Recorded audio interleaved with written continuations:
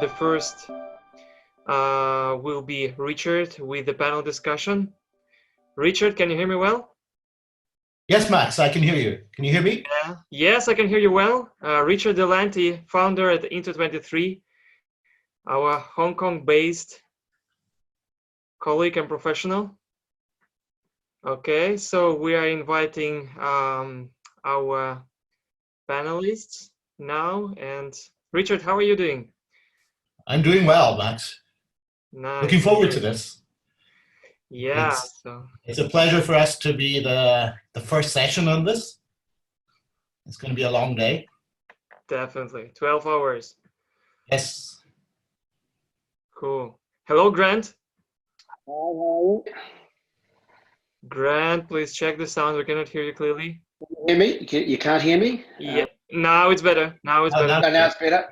Yeah. Let me know. I'll take out my earbuds if No, it's perfect now. It's perfect now. Okay, cool. Cool. Hello, Yin. Hello. Good afternoon. Can you hear me? Yes, we can hear you well. Okay, great. And here Roxy also joined. Nice. Okay, Richard, I'm giving the mic to you. So guys, okay. Turning off my... Hello, Costa. Hi, Max. How you doing? All is fine. What about you? Excellent today.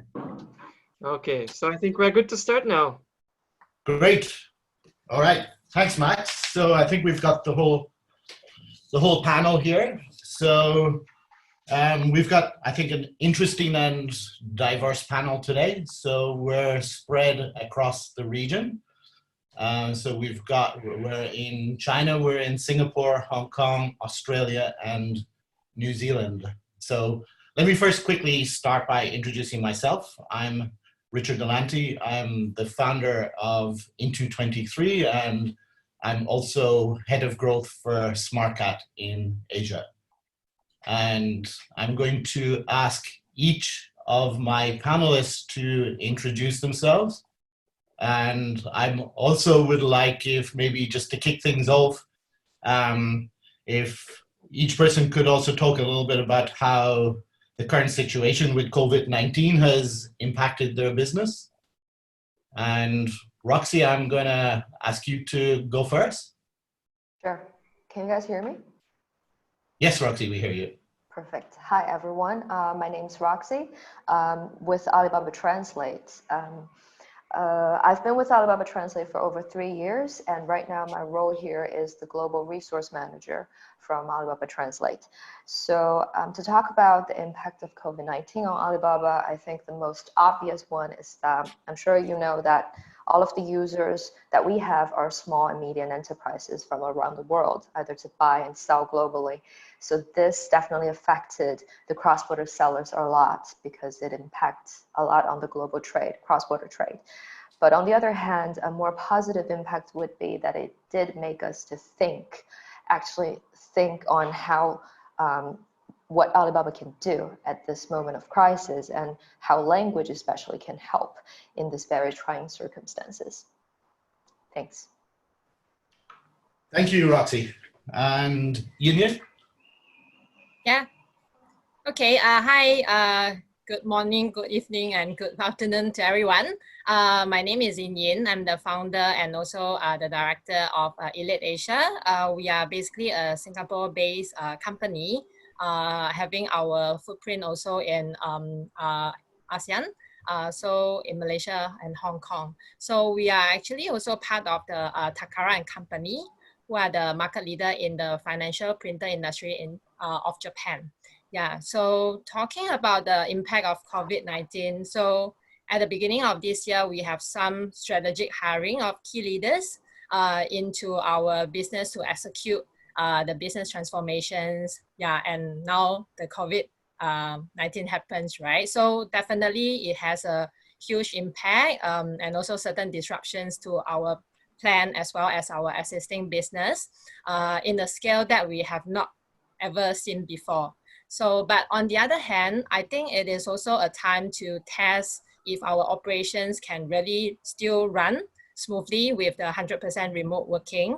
So the answer is yes. And we do have some realizations that actually I would say 100% remote working workforce is possible, and in a way to increase the productivity of the whole team.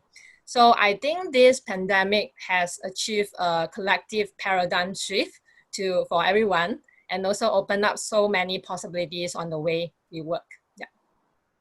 Thank you, Ian. And Costa? Yes, hi everyone. So Costa Vasili from Ethnolink. I'm the founder and CEO. We're a translation company based in Australia, and we've been operating for 9 years now. And we exclusively provide services for clients within Australia. So what we've seen, the biggest impact on our operations has just really been the volatility. So immediately as the crisis started to unfold globally, we saw a really, really rapid increase in the requests coming through, particularly from our government clients, needing to communicate with Australians about what was going on. But now we're sort of entering, we actually already entered a second wave where things sort of entered a lull. And I just think that we might be entering a third wave now where things might just be becoming the new norm and things are really starting to pick up just that little bit. And that's all from me. Thanks, Costa. And lastly, Grant. Everybody. So I'm Grant Straker. I run Straker Translation. So we're a New Zealand-based headquartered company, but we are global. So we have offices in 10 countries around the world. And I guess having offices in so many countries has been something that's given us a really good understanding of how COVID has played out, especially as, we have maybe 80 staff in Spain, and we have offices, 3 offices in Spain, 1 in Madrid, 1 in Vitoria up in the Basque Country, and 1 in Barcelona. So it was obvious that Madrid, after Italy, was probably one of the hardest hit places in the world. And it became very obvious to us way before it got to New Zealand and Australia how bad this virus was and how things would work. And so the biggest impact for us has probably just been on the personal lives of our staff in terms of our business. It's there's been a little bit of a softening, I guess, in March as people tried to adjust, and more around people pausing projects, because when companies go into crisis and into the unknown, cash becomes king. So everybody pauses what they're doing until they understand what they've got to do after that. So that was probably the biggest thing. But yeah, I think just in terms of it, just all around the world, our staff having to work in a very, not so much work from home, because many, that wasn't a challenge. It was actually having to live at home with your wife and your kids for a long time, or your husband and your kids, one or the other around, for much longer than you normally would. So I think what it is doing is it's advancing digitization in general. It's advancing our ability to do conferences like this remotely. It's advancing, we're a listed company and we deal with investors and stock exchange. It's advancing our ability to actually work remotely with a lot of them, whereas traditionally it's been a very face-to-face meeting type environment, building relationships and stuff. So I can see those sorts of positives coming out, but it's certainly, in my business experience, life experience since leaving school, generally, I can't think of many events that have been quite so dramatic. I remember I was a soldier actually guarding the Berlin Wall when the Berlin Wall came down in the 80s, and I remember that being a world-changing moment where the East opened up. I can remember going through the global financial crisis. I can remember 9/11, things like that, where you get that nervous feeling. But this is totally different to anything. So yeah, that's how I see it, I guess. Thanks, Grant. Richard, sorry for interrupting you. Dear panelists, please allow me to say a few words to our attendees. Folks, we have a Q&A session where you can write your questions. If you hover the cursor over the bottom of the window, you will see this Q&A tab. If you have a specific question to one of our panelists, just write the name in Richard, Grant, Costa, or Roxy, and we will go through these questions after the discussion. We actually already have one question to Grant. So, Got it. and Yeah. we also opened a Slack channel. If you guys want to have a bit more structured conversation than in Zoom chat, you're welcome to join our Slack channel. We'll share the link soon. Okay, guys, please, Richard. Thanks, Max. So we'll deal with the questions at the end, but please submit them through the Q&A button. So thanks for that, Grant. It's definitely, I agree, is I think the most momentous event of all our lifetime that we're going through at the moment. Roxy, I'm going to turn to you. I know that Alibaba Translate has done some collaborative work recently around COVID-19, and it would be great if you could share a little bit about the initiatives that Alibaba Translate has been taking. Absolutely, it's my pleasure. So around a month ago, that was around the time that the world has seen the effects of the pandemic, but it was around the time that China was coming out of the pandemic. We received an internal requests from Alibaba that they would like to translate this handbook of COVID-19 prevention and treatment book that was written by doctors that fought on the front line of treating COVID-19 patients, to translate it into several different languages. It was around 20K words, and they asked us to translate it into many language pairs that was at that time the most severe locales around the world that was suffering from the pandemic. So at the time we decided, why not together the power of the world, the volunteers from around the world, to have it translated into many more languages other than just those, so that while the situation may not be that severe at the time for those countries, but they can have access to this first-hand medical experiences as soon as possible. So we posted online through different forums and through our own LinkedIn page, Alibaba Translate LinkedIn page, on the recruitment of volunteers from around the world, and we added 5 more languages that was completed in only a few days by volunteers from around the world, this medical content. And right now they're all being published online and shared around the world with the medical workers. And that was something that we thought Alibaba could help in this moment of crisis. And right now we're still thinking what else we can do, because we're seeing the effect of this pandemic can last much longer than we want it to.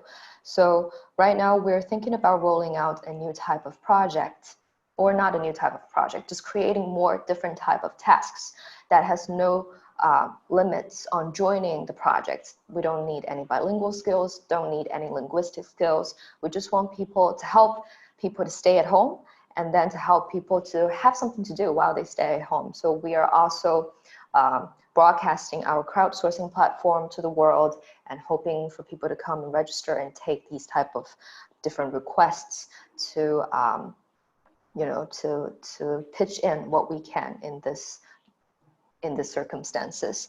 So yeah, that's what we have been doing. Great. So you're looking really to grow the amount of work that you're outsourcing to offer more jobs to, if you like, to the translation industry? Yes, to this whole industry, as well as language service providers and also freelancers. Okay, that's great. Grant, I'm going to turn back to you, and I think just from your experience in a time of crisis like this, I think usually the best advice is to look after your customer base, to make sure that you're keeping your customers close. So could you talk a little bit about what you see as the biggest challenges for LSPs at the moment?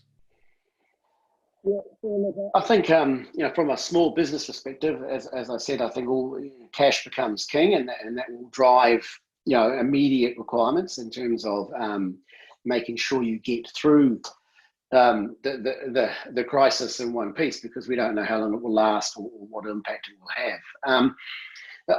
I think that when you get to a crisis, the way that you will come out of it is going to generally be dependent on what you've done going into it.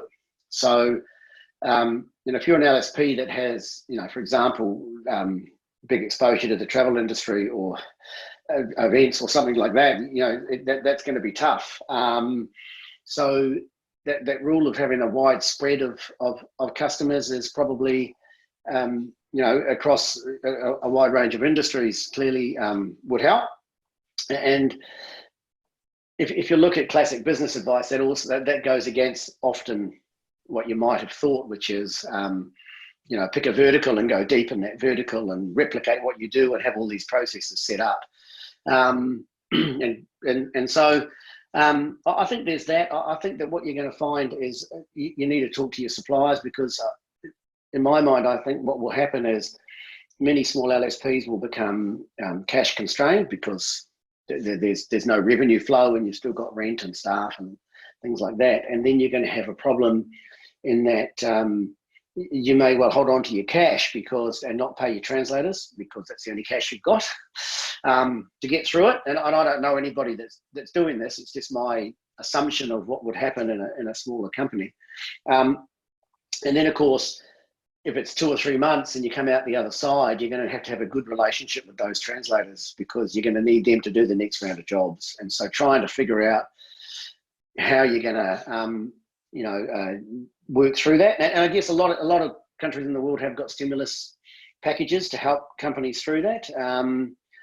And I think that's going to be important, staying close to your bank, staying close to, what you can do in terms of helping get through that. But yeah, your customers are ultimately the ones that are going to help you come out the other side. So doing everything that you can and making sure that you've got them in a really good place in terms of understanding what their needs are going to be, making sure you've lined up the resources. So I think it's actually basic business stuff that's going to get people through. But obviously, the more automation you've done, the more integration you've done with your customers, the more that you've sort of got deeper in those customers and they really trust and rely on you to do stuff, the better you're going to be. Okay, that's really interesting. So basically your advice would be to keep close to your suppliers, because you're going to need to keep those strong relationships with your suppliers as we come out of this and you're trying to build up your business again. But take care of cash. How do you think that so thinking about it from the customer perspective, how do you think customers will be approaching their suppliers at the moment? Do you see any change in how customers will be thinking? Yeah, and I think that be a number of customers. I mean, the first thing, as I say, that people do is that companies will do, and again, depends on the size, but I think regardless that they will have this thought pattern of cash is king. We've got to conserve cash. We've got to make sure we've got what we need, and then they'll start to look at how they can save costs, because they don't know what they're going into. You're going into a period of no revenue for many companies. So they're going to try and conserve costs. As they do that, they're going to start looking through, their P&L and their profit and loss, and they're going to look through every cost item and decide whether they can get savings on each line, and what's discretionary and what's required and what's not required. So, that could push down some pressure across the industry as people go, right, yep, we were happy with these guys, but can we get a better deal? And it just might make people think about shifting suppliers or looking elsewhere, at least considering it where they might not have before. So again, staying close to your customers so that if they're doing that, you've got the opportunity at least to engage with them and work through that. So yeah, I think that whole supply chain from customer right through to supplier, and obviously your staff in the middle, right? You've got your staff are going to do this, and you've got to really make sure that your staff are also really well looked after, really happy with, as happy as they can be and as safe as they can be and healthy as they can be. So it's, and many companies in many industries right now around the world are obviously dealing with that. If I take the New Zealand example, we're in a very, very tight lockdown here. That's releasing a little bit up on Monday, but it is pretty much you're in your house, you can walk around the block maybe, but everything is shut except for supermarkets and pharmacies and petrol stations. Not that anybody can drive anywhere, but that's it. So it is very tight, and every other shop and industry outside of essential food and is shut down. Mm-hmm. So can I say in summary, so what you think LSPs can see from their customers in the current environment would be some price pressure, maybe some supplier consolidation, and advice to LSPs would be that to keep those customer relationships really tight and to try to be proactive and anticipate any changes on the customer side. Yeah, and I think that the general philosophy of these things is get through it. Do what you've got to do. Stay close, get some revenue flowing. You're not worried about what profit you might make, or you're worried about get it in, staying alive, coming out the other side, and then seeing where the opportunities are and what happens as the world comes out of this. And whilst it's looking like you'll have a recession, there's also a massive amount of stimulus grants and investment getting put into all sorts of things by the biggest spend that the world's probably ever going to see. So there will be opportunities as some of that money with governments around the world starts to get spent. Agree. Yes. So lots of pressure, but also there are opportunities out there as well. Yeah, I think so. I think it'll be really interesting to see how they appear and what they are. But yeah, it's interesting times. Okay, thanks, Grant. So Yin, I'm going to turn over to you. So one part of the industry that has really faced has been impacted quite badly by the crisis has been the interpretation side of our industry. And I know that's a big part of your business, and we've had some discussion. I know that you've also looked at some mitigation strategies around this, and it would be great if you could talk a little bit about what you're doing on your side. Okay, so the revenue impact definitely is the immediate reality that everyone face right now, right? So, Yeah. but at the same time, it really forces to think about what are the business model that can be really recession proof. Yeah. So, and also for smaller LSP like us, understanding the success formula of those big guys, top LSP are really very crucial, such as how do we build a deep specialization in specific booming and some forever booming industries like pharmaceutical, right? And of course, I think the fundamentals is really how we can drive our sales team, double, triple their activities to reach out to the customer, even though it may not come in immediately as the revenue, but as mentioned, the relationship is really something that we still need to keep very intact. So on the other hand, we are also exploring on shifting our workforce to be across the APAC region and avoid decentralized in specific countries because there will be certain risks, the political and economic tumults in specific countries. So before Singapore, currently that we become the country that has the highest COVID case among the ASEAN countries. So in 2018, actually, we also experienced a Malaysia change of government, quite a big impact for about half a year, the economic disruption. And in last year, the mid of the last year, we have the social unrest happening in Hong Kong. So I do think for LSP, we should think about how do we decentralize our risk across. So, these strategies are not really something new, but it's actually quite difficult to execute, especially when we have to treat this as a long-term strategy under current situation. So really it's looking at risk mitigation, and it's really, I think risk mitigation is something that we all know is important, but in good times, we don't think too much about it. But in these times, it's become something that we realize that it needs to be a business strategy at all times. And I think that's something that businesses will need to think about more in the future, right?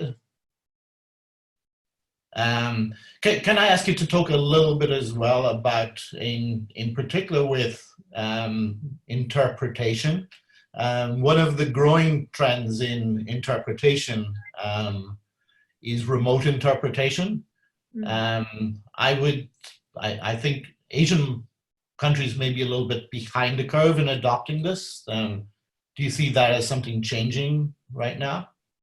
Yes, definitely. Even we ourselves, I mean, we have been running these business meetings and conference interpreting business. So the moment when almost like all the events are canceled at the beginning of this year, so we ourselves, we also quickly go and explore about this remote interpreting, simultaneous interpreting, we call RSI. So, I mean, these things the trends started to come in, I think it's about like 2-3 years ago into the Asian market. But, you know, like we used to, I mean, the customer, they may consider the certain risks, like what it will be the disruptions, and then the interpreters, you can't see them and things like that. So the adoption is not really good.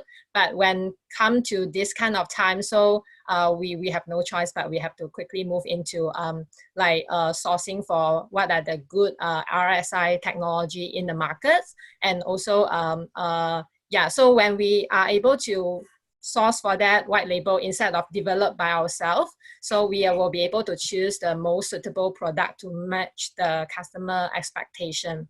So from my perspective, there are two elements that I think are more critical for such solution. So one will be about the data uploading and downloading speed, because the stability of the whole virtual conference is really the crucial. And another part will be about customizing the virtual environment that is the most comfortable for the interpreters to perform. So however, when we enter into this RSI kind of the services, the competition is not really just between the RSI service provider, but also with those major conferencing tools like the Zoom we are using currently. So Zoom, they have also come up with these Zoom interpreting options under the enterprise subscription model. So I understand usually for this kind of RSI portal, they will take about 5 to 6 years to reach to certain mature state. But while at the same time, the current market leader in the conference call industry will definitely take a shorter time. Just like Zoom, they can very quickly churn out also RSI features under their solutions. But whether really they will spend a lot of time and effort to give the best virtual audio environment and also the operating features for the interpreter is a question, because this RSI is only one of the many features that they built for the conferencing. So nevertheless, they have a huge advantage in the customer base and cost effectiveness. So for us as an LSP to provide the interpreters and technology, we will face more competitions in this kind of offering the technology solutions compared with the usual conference and business interpreting. Yeah. Okay, thank you. So, okay. I think one of the interesting things that comes out of a crisis like this is it tends to drive technology changes as well, right? So, Costa, I'm going to turn to you. And so community translation is a big part of our industry, and I know that's a big part of your business as well. And so it would be great if you could talk a little bit about what you're seeing at the moment around community translation, both positive and negative. Yes, certainly. So for those of you that don't know, Australia is actually a very culturally diverse country. So 1 in 4 Australians were born overseas, and 1 in 2 Australians have an overseas born parent. 21% of Australians speak a language other than English at home. And so what we've seen through this COVID-19 crisis has been a situation where a large number of Australians have not been able to access information in their preferred language about the crisis of their lifetime impacting their ability to access community services, social services, and just general public health information about how to protect themselves and how to protect their loved ones. So what we've seen specifically has been a very significant uptick in requests that were coming immediately as the crisis was unfolding. So many of these were from our clients in the government sector as well as not-for-profit sector who had an obligation to ensure that people were provided with information in their preferred language. But what we've also seen has sort of been a catch-up phase where because information has had to be developed by communications teams so rapidly, sometimes that the language services and making that information accessible has sort of been a secondary consideration.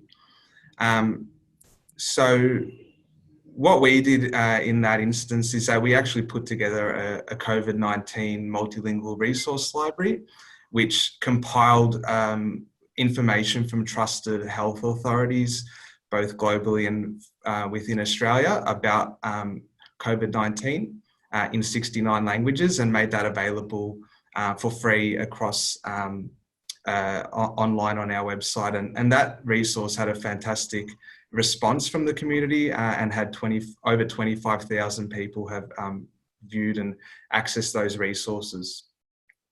On the other side though, in terms of the impacts that we've experienced, one of the other verticals that we do quite a lot of work in is in the international education sector. The international education sector is Australia's third largest export industry and contributes around $37 billion to our industry here in Australia. Of course, with so many restrictions globally and within Australia around the movement of people, many students have gone back to their home countries, and the entire sector is basically sort of having to adapt and change very quickly. Much of the work requests that we would usually be receiving, communicating information for students or international student recruitment, marketing, translation requests have really taken a massive hit.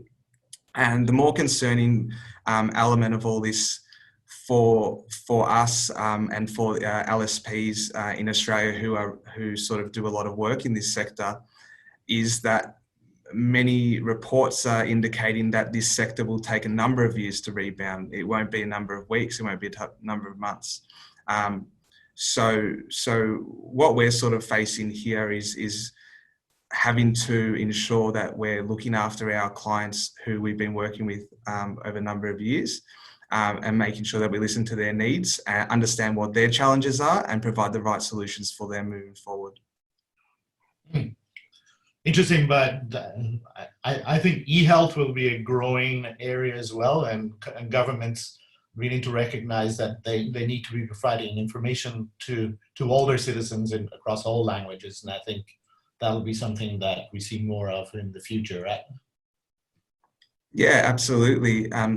Over the number of years, we'd already been seeing a change. Australia as a whole is the society is rather thoughtful of people. So there's a lot of work being done in terms of making information accessible, not just in terms of language, but also in other areas such as for people with disability. So I definitely think that e-health and making information available in the preferred languages of Australians will continue to surge. But there's two aspects as well here for us. We talk about it in terms of reach and need. So of course, Mandarin this is the fastest growing language in Australia.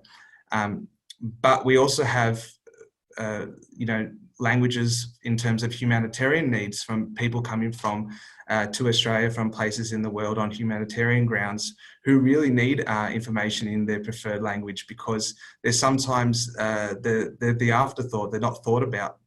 So when we're talking to our clients, we're really speaking to them about their needs in terms of reaching a larger number of Australians who speak languages other than English, as well as reaching the minority groups who would be lost in the data.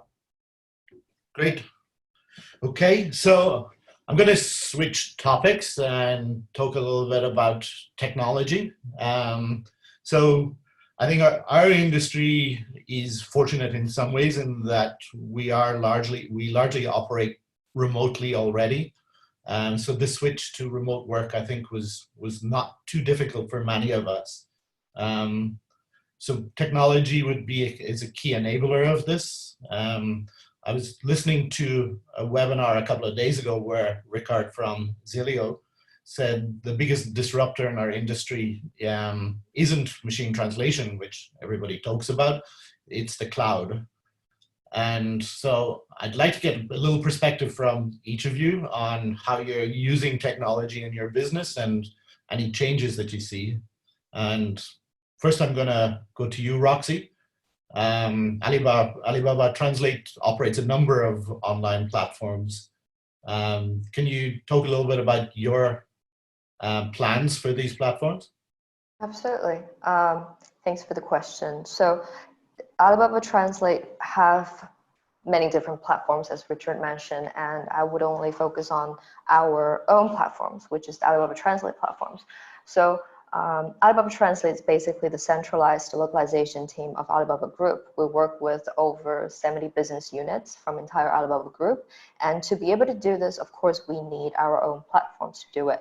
So over the past 3 years, we have slowly built our platforms that could gather requests from internally, placing orders, submitting a request, and then we can process. We have built our own CAT tool, and going to one of the questions from the audiences asking how we control the qualities of the previous volunteer projects that I mentioned.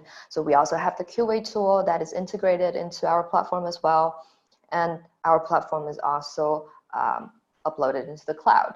So these allow us to be more flexible in this moment of crisis. But of course, as of today, this platform is focusing more on the internal needs of Alibaba Translate. So in the future, of course, as I said, we would want to help this industry to chip in as much as we can. From 20 years ago, when Alibaba was established, we made it our mission to make it easy to do business anywhere is our mission and vision. And for Alibaba Translate, our vision is to make it easy to do business anywhere in any languages.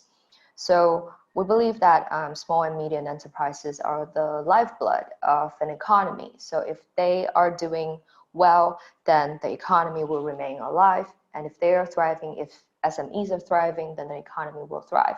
So in the language industry, a lot of the LSPs and a lot of the freelancers themselves are the SMEs that we're talking about. So for Alibaba Translate, what we can do is slowly to get more and more resources to join our platform, the platform that we face external audiences. For example, the crowdsourcing platform, the name of it is 做到, to open it up to more users around the world and to create more supplies, requests to everyone. So our long-term plan maybe, we were just discussing this yesterday with our internal team, that we want to build it to have 1 million users in the future. Not sure how many years, but slowly maybe,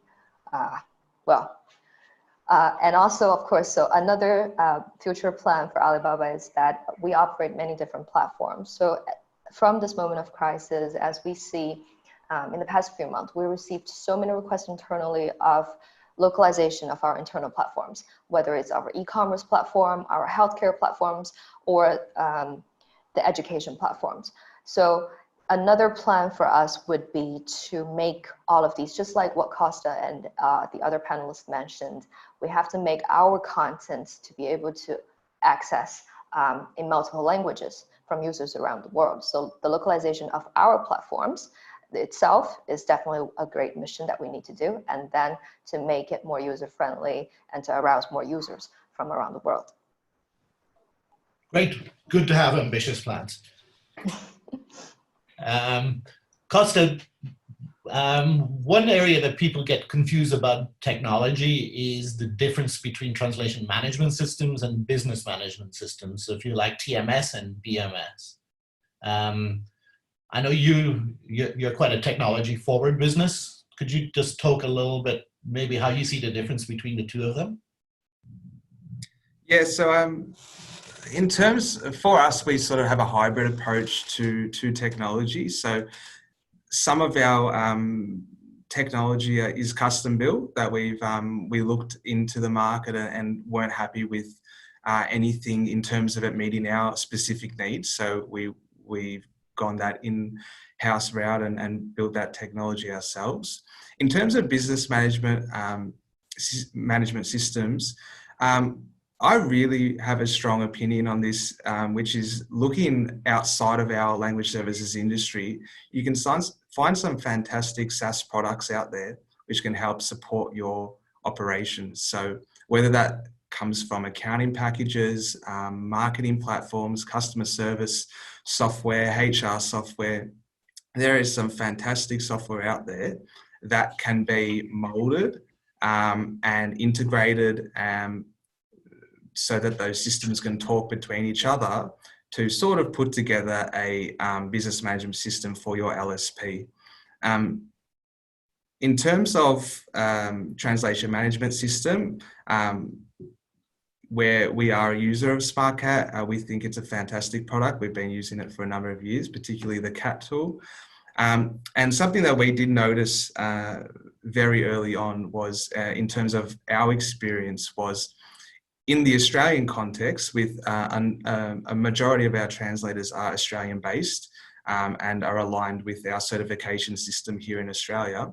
We did see that we had some resistance of translators even taking up a CAT tool. And in some cases, they were wedded to their preferred CAT tool, and they didn't want to have to try another CAT tool. So what we found was something like Smartcat and the CAT tool, which is a very easy, lightweight, simple to use tool, which can be picked up in a matter of minutes, has certainly helped transform our operations in the sense that it transforms the operations of our translators who we work with. Great. So Grant, you've taken a different approach at Straker. You have built your own technology, right? Could you talk a little bit why you decided to go for a build approach rather than a buy approach? Yeah, sure. Look, it comes back from where we started as a company. So when we first started, we were a technology company that built multilingual content management platforms. And this is in the early 2000s. Yeah, and we could see that there was an opportunity to plug translation workflows in. And we could also see that machine learning would play a part in that process. So originally we thought maybe we'll build some tools and we could license that because we'd been built a technology company building software and sell that through LSPs. And we found that in, say, 2010, 2011, very difficult. Nobody was really thinking that machines were going to play a part in the translation process. So we then commercialized our innovation basically by becoming a translation agency, even though at our heart we've been a technology company ever since we started. So, and the theory on which we operate is that you need to have productive translation. So if machines are going to make humans go faster, how do you map that to a significantly lower cost? And that's what we've been able to do. So, so our technology is all around making translators, the whole translation process much more efficient, and then significantly dropping the cost to our customers. So, and to do that, you have to own your stack. You need to be able to develop things and change them and iterate through and own the data, that you can use to train your engines and all those sorts of things. So, and we have a philosophy of one team, one platform, and that means that everybody in the world is working on the same platform. So we have acquired companies, but as we've acquired them, we put our technology in place, and then everybody operates on one platform, so that when an event like this happens, everybody around the world in our teams, as people are moving the office in Madrid and trying to set up and deal with their kids and everything else for that period of time. Anybody in the world, in Germany or the UK or Japan or US, New Zealand can take that on and do those jobs. So, but really it's about a business philosophy of how do you create something that customers are really going to find valuable and therefore build a valuable business. And ultimately, what people want, what we see many of our customers wanting is highly productive translations. They see that AI is getting used, they see all these advances in technology, but they don't see it flow back into real big benefits to them. So I guess by doing what we do, and if I said there were 20 or 30 major components to our software stack and our architecture, if each one of those we can tweak slightly because we own it and we can adjust it in a minor way, and it makes the translator go from 700 words an hour to 750 words an hour, we've suddenly sped that up. We've dropped the cost for our customers. So that's why we've done it, and that enables us to manage our vendors. It enables us to do custom integrations, and it has all of the normal things that you would expect. It has CAT tools and workbenches and everything else, but it's very, we've been developing this, I guess, and had it live for more than coming up to 10 years. So that's 10 years of iteration, and it's 10 years of training engines and all, probably 100 languages, and trying, and now you get the interesting time that if there's say a vendor that can do something specific and has a machine translation engine in a specific vertical and specific language pair, maybe you can access that and you can run some tests and you can see if that produces a faster result, and you can start to switch them out. So that's why. And also, as we've, a big growth area for us is in media translation, so video localization and TV series, etc. So as we've moved more into that, we've got the ability then to add on to our stack and make that also run through, although it services a different need, and have that fully integrated. So I guess for me, it's just been a philosophy that's how you get lots of little things that you can do right across your stack that you own, that you can change. And I guess if I compare that to something you buy off the shelf, you've got tools where everybody's trying to deal with lots of customers for lots of different needs. So you need to do something specific here, and then you've got to go in a queue and ask them to do that. And these vendors are getting lots of requests. And we had that when we built content management software. Lots of companies would give us different requests that would often conflict with things. So again, we focus on what's the outcome. Make translations cheaper, make them faster, make the translators more productive. And again, by productive, I mean that translators are still paid well. They still get a good deal, and they get, but they are going faster and producing more content. Okay, interesting. It's a deep topic, but that there's a lot we could discuss. Absolutely, I'm sure there are different. It become very philosophical, I'm sure, on how everybody would approach that. Yeah. So Yin, we're beginning to, I think, get over time. So I'm going to try to move quickly through the next few questions. So Yin, I want to ask you about, so your main, the region that you focus on is like Southeast Asia, not exclusively, but I think it's a big part of your business. And also from my experience, and I would include India in this as well, that these are growing markets. You have lots of new companies emerging. I would describe it as almost its own regional market, where you have a lot of companies who are like coming out of Indonesia and growing across the region. These tend to be technology-driven companies. Previously, for translation, it was like there was low technology adoption. Is this something that you see changing at the moment, and maybe your thoughts on that for the future as well? Okay, I definitely believe the technology is not the disruptor, but it's more like an accelerator role. So because when in this part of the world, as in ASEAN, we are the emerging economies, right? So I believe the technology can really give them the level play field to really compete in the global economy. So I think this is also some of the trends that we have seen in the Southeast Asian markets. So of course, big players, it will be very natural for them to adopt this cloud technology. Otherwise, it's just like what Rosie mentioned, right? The volume that is required for the business interlocalization for big corporations is really huge. So how can they do that in a very effective way? I think the only solution is by technology instead of so-called cheap labor, right? So we know technology can help save time, manpower, and all this. So for big players, I find is like very natural that they will go to this path, even in the ASEAN.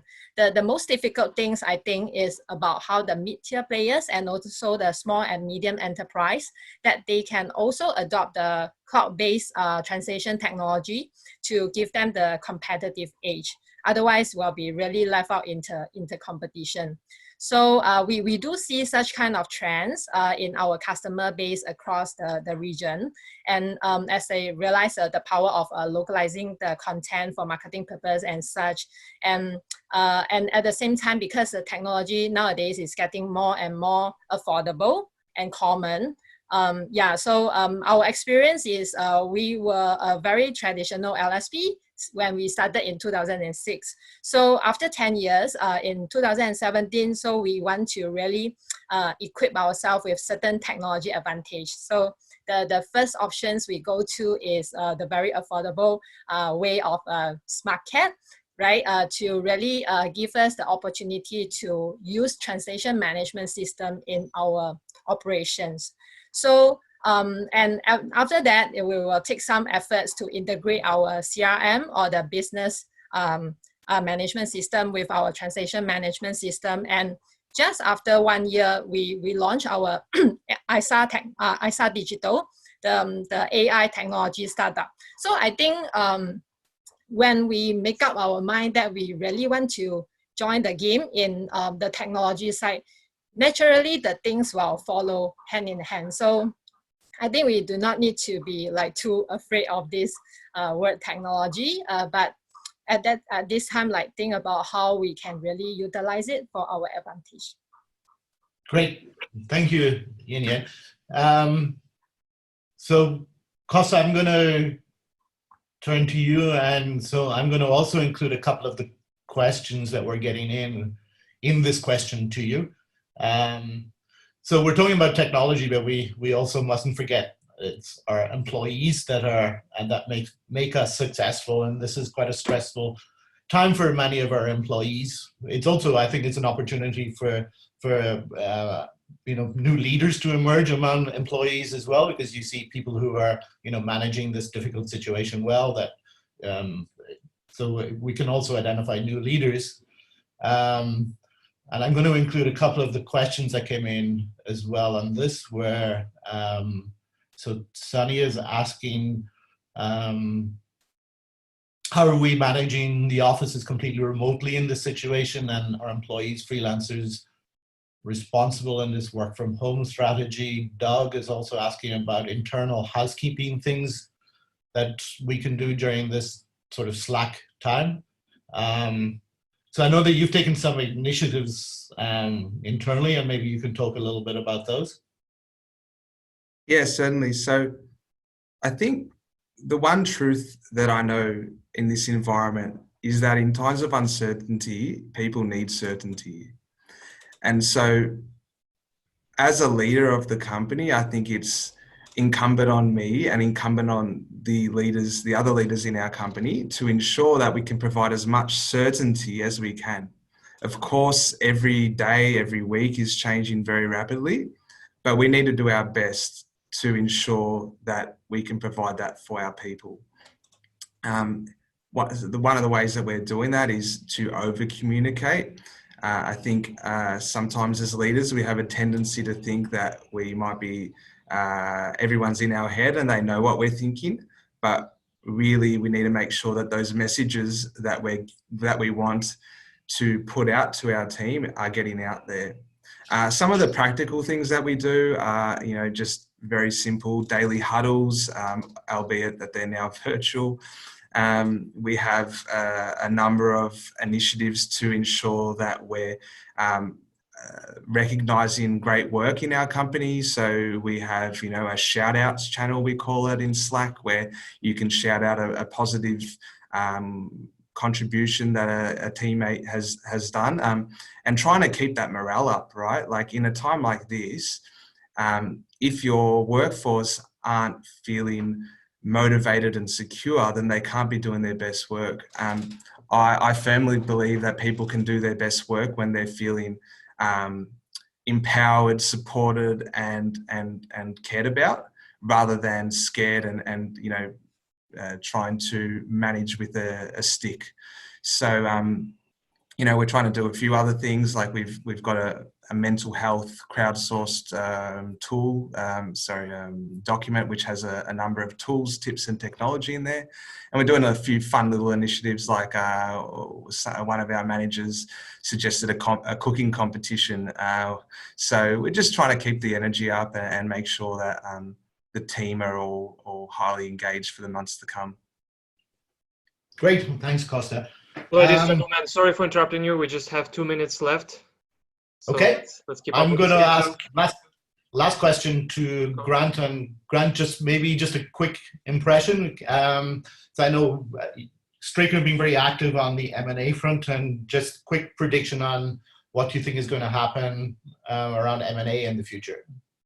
Yeah, look, I actually wrote a LinkedIn post a couple of years ago where I predicted I thought that half the translation companies would go out of business by 2020, and I got a lot of stick. And I was a long way off, right, from being right up until about February. And like it's pretty horrendous. And I think what will happen is and it's not anything specific to the translation industry. It's just to businesses in general. This is clearly a tough time for lots and lots of companies and lots of people who own companies and do businesses. And you can't survive with no revenue, and it depends where you are in the world and how long that will last. Well, I guess what we're seeing is in all assets, you get ups and downs. So if it's houses, for example, the prices go up, they'll go down for a while, and there'll be factors that drive them up. I think you will go into a period now.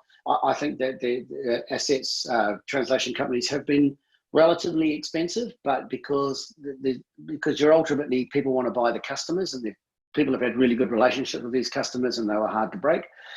I think now it will be more of a buyer's market than a seller's market. I guess if I looked at it that quite simply, that's the big change. And obviously there'll also be, as in any downturn, there'll probably be some that don't make it through, and people will be able to needing to do urgent sales and stuff. It's just, this is such an enormous, massive global financial event. You just know that those sorts of things. And I've probably seen the balance sheets and the books of about 100 translation companies over the last 3 years. We've bought 7, but obviously we've engaged in lots of conversations with companies from Europe, Asia, the US. And I think most run reasonably light balance sheets, so they don't have a lot of cash. They need to rely on the founder's house or something to support it. So, I think that's going to be quite a tough environment. But again, if a company comes through this, you come out the other side, there's some stimulus. Who knows? But yeah, in terms of how assets are, and again, we're a listed company. We are probably a proxy for all private companies, right? Like, our share price got smashed during this. And we're a company with, more than $10 million in the bank. We don't burn cash. We're global. We have 200 staff around the world, that sort of stuff. Like, we're not a small company, and we've traded through this really well. So if we're getting hammered like that, then you have to expect that there's a perception that other much smaller companies that don't have those cash reserves and don't have those sorts of environments may also take a bit of a hit.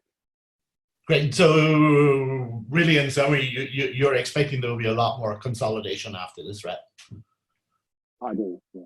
And to be fair, it was kind of happening because technology was already starting to impact supply chains. So the more technologically advanced LSPs, the ones that had started to use other technology and started to become more had an advantage over the ones that are still relying on legacy processes. So I think that's another factor in what we'll see companies either come through well or not. Great. So we're a little bit over time, so I better stop. So thanks to all my panelists. I think it's been an interesting discussion. Max, we didn't get to many of the Q&A questions, but I think I can answer them as well on the Q&A channel, right?